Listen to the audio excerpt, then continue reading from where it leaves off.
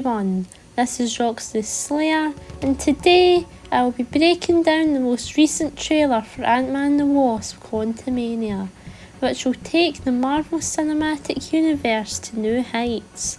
This movie will kick off Phase 5 in a grand and thrilling way, spearheading the MCU into the multiverse saga by introducing the next big bad and Thanos-level threat, Kang the Conqueror.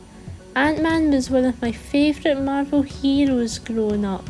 I thought his last two movies were very underrated fun installments into the MCU.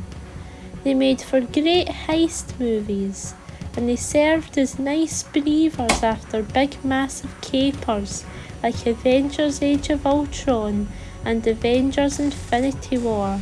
But now Ant-Man will be going from small scale to massive scale as he faces off against this saga's next big bad, and he looks like he is going to be a formidable foe to Scotland.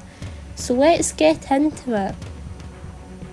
The trailer opens with a narration from Kang the Conqueror as we see that Scotland has become a celebrity figure due to his heroic efforts in Avengers Endgame. You're an interesting man, Scotland. You're an Avenger. You have a daughter, but you've lost a lot of time. We could help each other with that.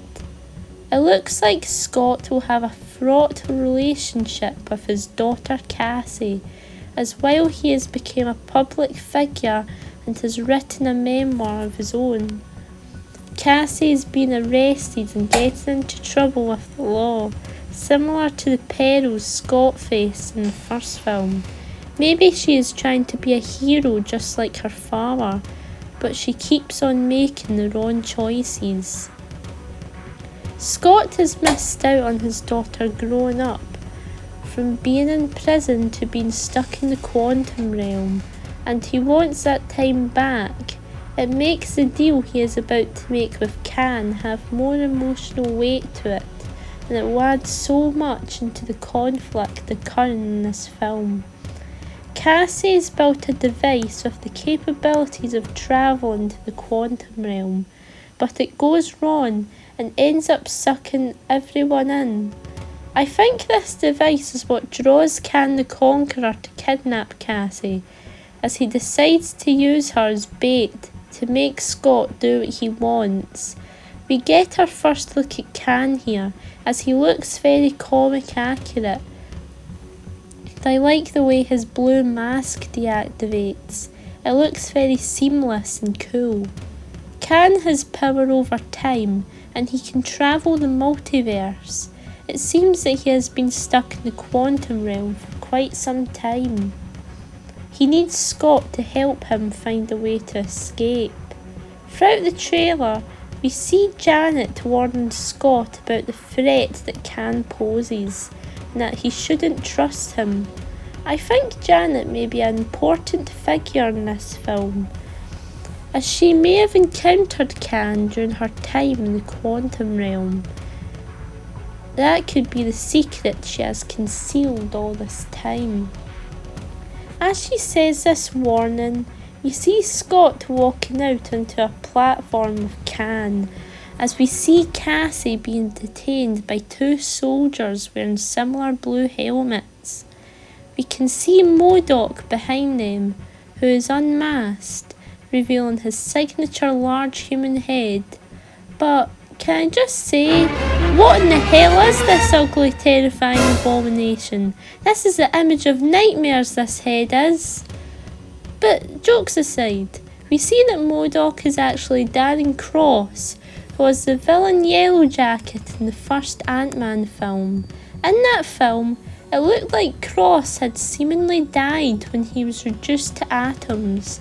His body must have been heavily disfigured, and he became a floating head. This gold armour he wears must be the only thing that's keeping him afloat. We see this group exploring a damaged part of the quantum realm, as the visuals look absolutely incredible here. It looks like a massive, vast world you want to explore. We see shots of this large gold structure spinning above. This structure is illuminated and has glyphs on it that resemble the glyphs from Shang-Chi's 10 Rings and Miss Marvel's Negabands. I think this device is Khan's time chair. That is what helps him travel through time. It is the device that he needs Scott to help him with fixing so he can escape the quantum realm. I think it may be connected to the 10 Rings and the Negabands, as they have very similar markings and power sets.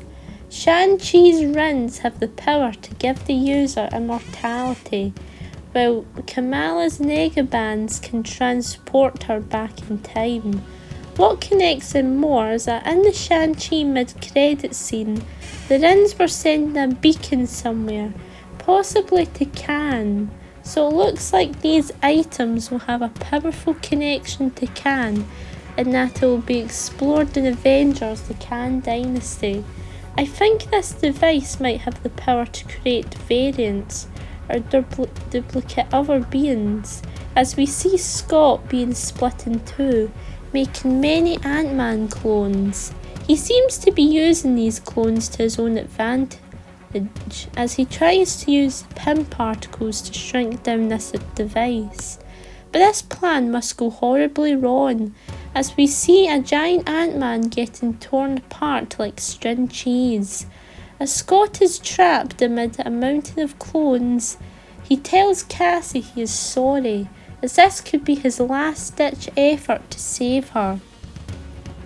The same could be said for the Wasp, as we see many clones of her too, as she desperately tries to save Scott.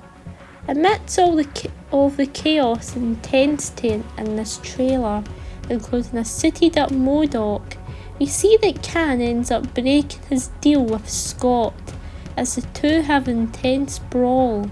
We see Khan obliterate Ant-Man in this fight, as he smashes his helmet into pieces, very ruthless in doing so.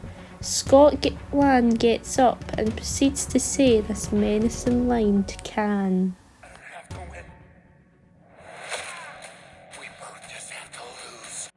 This could very well imply that Ant-Man dies in this film, and I think it could be possible, but I think the trailer is making it too obvious to point to such a fate.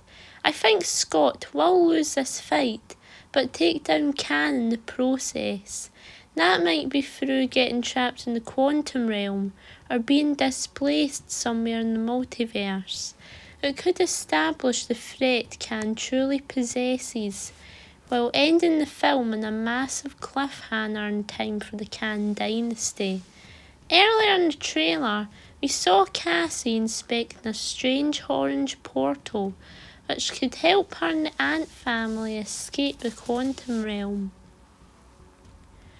What if he sacrifices himself for the others to get home?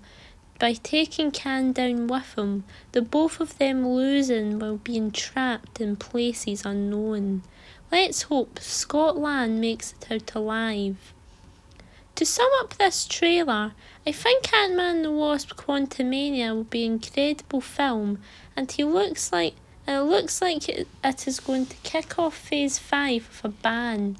It's going to be exciting to see Ant-Man going head-to-head against a powerful and dangerous villain like Khan the Conqueror. The stakes are going to be very high for this shrinking hero. But with that comes the end of this video. What are your thoughts on this trailer? Are you excited for Ant-Man and the Wasp Quantumania? This film is going to be fire.